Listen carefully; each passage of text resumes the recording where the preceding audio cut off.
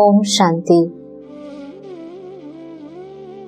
आज हम आप सभी को 8 आवर्स 37 डेज डे नाइट भट्टी के बारे में, जो अखंड भट्टी कैसे हम करते हैं, तो उसके पूर्व हम इस भट्टी का निर्माण कैसे हुआ।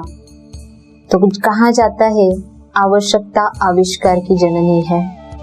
तो वर्तमान समय हम जिस सेंटर पे हैं, तो उस सेंटर पे जहाँ हम आए थे, तो शुरू में पानी की बहुत दिक्कत थी।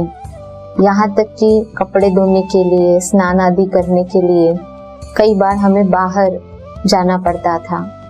यहाँ तक कि पानी भी अगर खरीदना है टैंकर, तो उतना भंडारी भी नहीं होती थी। तो इस कारण से पानी नहीं है तो सेंटर पे कोई प्रोग्राम भी नहीं कर सकते हैं। तो बहुत संकल्प चलते थे कि पानी के लिए क्या करें।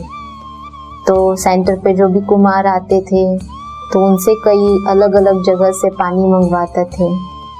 तो एक बार साकार मुरली सुबह चली कि बच्चे पानी के लिए भी पुरुषार्थ करना पड़ता है। तो फिर मुझे संकल्प आया कि बाबा, आपने मुरली में कहा है पानी के लिए पुरुषार्थ करना पड़ता है, तो क्या पुरुषार्थ करें।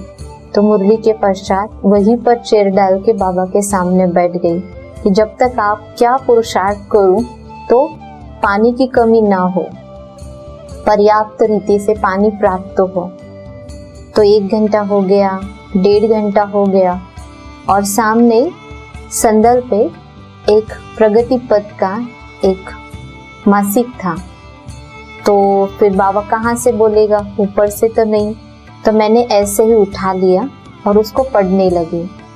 तो उस प्रगति पथ में हमारे सोटी सोमनाथ के जो विशेष रूपल बहन है, उनका एक उस अनुभव था कि उनके पास आदरणीय दादी जानकी जी आए थे।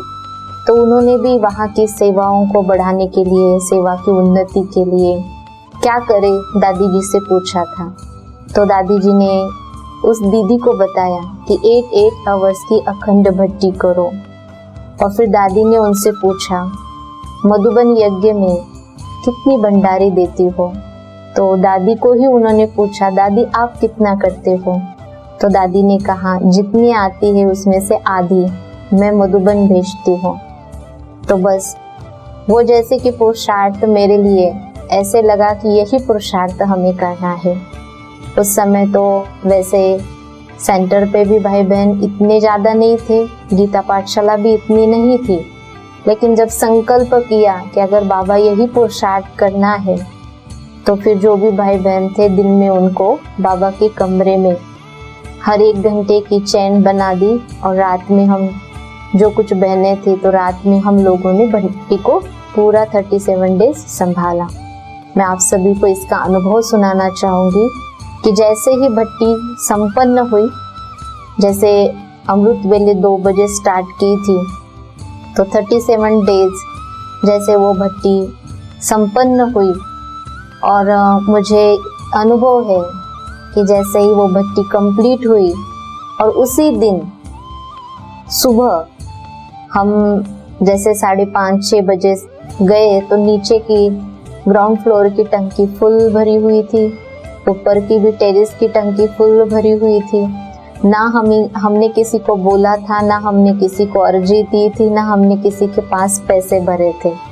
तो ये अनुभव हुआ कि करन करावनहार बाबा है। तो भट्टी का ये रिजल्ट हमें बहुत अच्छे से मिला। अभी ये हुई स्थूल प्रकृति के तत्वों की प्राप्ति, लेकिन उसके बाद इतना उमंग उत्साह आया कि ये भट्टी हम कर रहे थे, लेकिन इसका मीनिंग नहीं पता था। जैसे जैसे अभी हम ये भट्टी करते गए अपने हिसाब से, लेकिन 2011, 12, 13, 14, 15, 16 उस दौरान में हमको उसकी विशेष ज़्यादा रुचि बढ़ने लगी। और 2016 में तो हमने, जैसे कि उसका कुछ डाटा भी था कि 8 आवर्स दादी जी बताए हैं, तो उसका महत्व क्या है। तो फिर जैसे ये पता चला क्योंकि आजकल गूगल और बहुत सारी बातें होती है, तो एक एंजेलिक एनर्जी है, माना एनर्जी को बढ़ाने वाला है।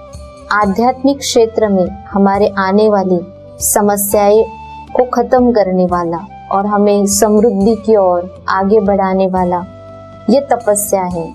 तो मुझे उस समय लगा कि दादी जी को ये हर चीज का कितना परफेक्ट नॉलेज था, और इसीलिए आज हम देखते हैं कि इसको कैसे हम हैंडल करें, क्योंकि हर एक को लगता है कि 37 डे नाइट भट्टी कैसे मैनेज करें। तो फिर इसको मैनेज करने के लिए हम लोग 6 ग्रुप बनाते हैं। तो पहला 7 दिन का होता है और बाकी 5 6 दिन के होते हैं, क्योंकि शुरू में सब उमंग उत्साह में होते हैं। तो 7 दिन और बाकी 5 ग्रुप 6 दिन, ऐसे 37 डेज।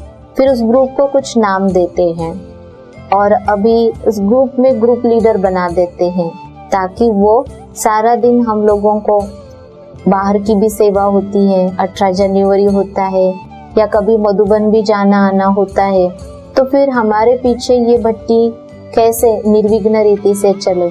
तो इसके लिए एक कुमार, एक टीचर दीदी और कोई अगर कन्या हमें सपोर्ट करती है तो उनको लीडर बना देते हैं।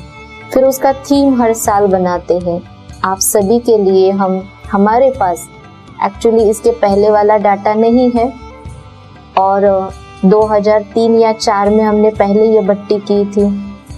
उसके बीच में तो मुझे याद नहीं आता है कभी गैप हुआ था या नहीं, लेकिन हर साल ये भट्टी करते, इसका डाटा हमारे पास शायद 12, 13 या 16 से हो सकता है। विशेष रीति से हम बताते हैं कि इस साल हम सत्यम शिवम सुंदरम इस थीम पर, क्योंकि बाबा जो है, क्योंकि बाबा ही महत्वपूर्ण है, ज्ञान। तो ये हम देखते हैं कि इस सत्यम शिवम सुंदरम ग्रुप में तो पहला सत्यम में आता है, तो उस सत्यम में 2 आ जाते हैं। एक जैसे कि हम सभी देखते हैं अनादि ग्रुप है, दूसरा ग्रुप है अविनाशी ग्रुप, और तीसरा हमारा जो सत्यम का 2 ग्रुप बनाए उसमें सब ग्रुप। तो एक है बाबा रचयिता है और कल्याणकारी है शिवम, और जैसे सुंदरम में आता है गुण मूर्त और शक्ति मूर्त। तो ऐसे 6 ग्रुप के नाम है। और इसको करते समय हमें ये ध्यान है कि अभी इसकी आचार संहिता हर सेंटर में, जैसे कि ड्रेस, और इसमें हम क्या करते हैं, बाबा के कमरे में 2 चेयर्स जो स्पेशली जो इस भट्टी को एक के बाद एक चेन होती है, तो हम हर साल कुछ बैच बना के देते हैं, या कभी ब्रह्मा बाबा की विशेषताओं की माला होती है, या तो कई बार हम कुछ ऐसे गले की माला, एक बार तो हमने ब्रह्मा बाबा के जैसे खड़ाव भी बनाए थे, तो वो डाल के बैठना। तो जो फिर 1 घंटा हो जाने के बाद फिर दूसरा जब उस चेयर पर बैठता है तो सामने वाला उसको दृष्टि देता है और फिर उसको वो बैच या माला हैंड ओवर करता है कि उसके बाद तो वो पहला बैठने से पहले दूसरे को 10 मिनट पहले ही आना है। तो बाबा के कमरे में चाहे आप अपने हिसाब से जैसे ट्यून हो, स्वमान हो या ग्रुप की लिस्ट हो, वो बाबा कमरे के दरवाजे पर हम चिपका देते कि किसके बाद कौन करने वाला है। और अभी व्हाट्सएप ग्रुप निकला है, पहले तो ऐसा नहीं होता था, तो अभी ग्रुप में भी उस दिन का अभ्यास, चिंतन और चार्ट जो है वो भी आपको भेजेंगे। तो सबसे महत्वपूर्ण है 8 आवर्स के भट्टी का क्या मीनिंग्स है, आचार संहिता क्या है और इसका उद्देश्य क्या है, और ये चार्ट क्या रहेगा, ये आपको सारा डिटेल्स में इसी के साथ भेजा जाएगा।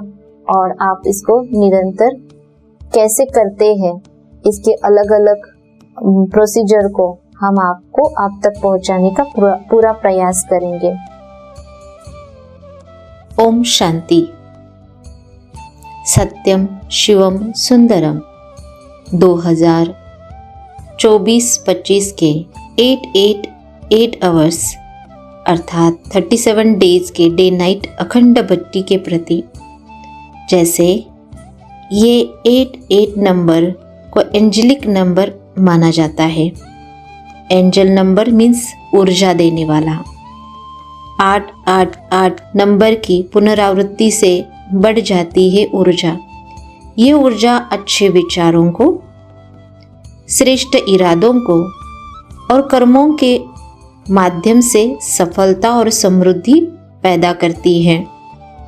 यह साहस और दृढ़ता के साथ अपने उद्देश्यों को पूरा करने में प्रेरित करता है।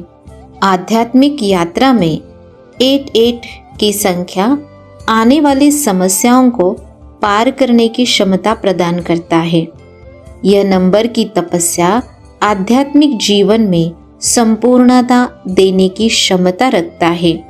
तो ब्राह्मण जीवन में हम इस योग बट्टी का उद्देश्य ब्राह्मण परिवार के निर्विघ्न पुरुषार्थ हेतु, दूसरा विशेषता संपन्न ब्राह्मण परिवार बनाने हेतु, तीसरा हरेक ब्राह्मण की आत्म उन्नति के लिए, चौथा व्यर्थों को समाप्त कर सर्वसमर्थ बनाने के लिए। इस भट्टी में आचार संहिता, समय पर पहुंचना, वाइट ड्रेस डालना तथा अपने जीवन में श्रीमत और मर्यादाओं को पालन करना। इस भट्टी के प्रति जो चार्ट बना है, ये चार्ट 26 दिसंबर से 31 जनवरी तक चलेगा। इस चार्ट के पॉइंट्स है जिसमें 6 ग्रुप है: अनादि ग्रुप, अविनाशी ग्रुप, रचयिता ग्रुप, कल्याणकारी ग्रुप, गुणमूर्त ग्रुप और शक्ति मूर्त ग्रुप। इस 6 ग्रुप में ये 37 डेज भट्टी चलेगी। चार्ट के पॉइंट इस प्रकार है। पहला पॉइंट, अमृत वेला योग कितना समय किया? 2 बजे से 4:45 बजे तक 45 मिनट कम से कम करना है। दूसरी पॉइंट है, अमृत वेले से सुबह 9 बजे तक आत्मिक दृष्टि में रहे। तो जैसे हम लिखकर ब्रह्मा बाबा की तरह भी कर सकते हैं या इमर्ज करके भी कर सकते हैं, और सामने जो दिखाई देते हैं उनको भी अभ्यास में ले सकते हैं। चार्ट का तीसरा पॉइंट है, ब्रह्मा बाबा की कोई एक विशेषता धारण की। तो हर एक ग्रुप में आपको 1 या 2 विशेषताएं, आपको विशेषता 18 विशेषताएं बाबा की लिस्ट में दी है, तो एक पर भी फोकस कर सकते हैं एक ग्रुप में, अगले ग्रुप में दूसरी विशेषताओं को भी फोकस कर सकते हैं। तो आपको अपने उन विशेषताओं को, जो विशेष आपके कार्यक्षेत्र को, आपकी तपस्या को, आपके पुरुषार्थ को ऊंचाई तक ले चलें। चौथा है चार्ट का पॉइंट, भोजन मौन में करना है तथा मोबाइल का इस्तेमाल न करके, टीवी का भी इस्तेमाल न करते ड्रिल के द्वारा हम भोजन करें। चार्ट का अगला 5वां पॉइंट है, सेंटर पर जो भट्टी चल रही है उसमें 1 घंटा योग तथा 6ठा पॉइंट है, बाबा को फल का भोग लगाया। तो सारे दिन में आप किसी भी समय बाबा को भोग फल का लगा सकते हैं। 7वां पॉइंट है चार्ट का स्वमान का अभ्यास। तो आप सभी को चार्ट के साथ स्वमान की लिस्ट दी जा रही है और ग्रुप में तथा यूट्यूब पे इस स्वमान के अकॉर्डिंग ग्रुप के अनुसार अभ्यास भी दिया जाएगा। चार्ट का 8वां पॉइंट है, अव्यक्त मुरली पढ़ी तो कम से कम 1 पेज, ज़्यादा से ज़्यादा आपकी मुरली जो कंप्लीट कर सके। फिर चार्ट का 9वां पॉइंट है, मनसा सेवा योग किया। तो हम सभी को मधुबन से मनसा सेवा के प्रति अव्यक्त इशारों में विशेष अभ्यास मिला हुआ है, तो वो भी अभ्यास हम अपनी मनसा सेवा में इंक्लूड करते हैं। तथा चार्ट का 10वां पॉइंट है, बाबा को पत्र लिखा। तो बाबा को पत्र जब लिखते हैं तो बाबा हमें रोज मुरली 4 पेज की देते हैं, तो हमें 3 लाइन उस मुरली के रिप्लाई में पत्र में लिखना है। तो इस प्रकार हमारा ये चार्ट रहेगा।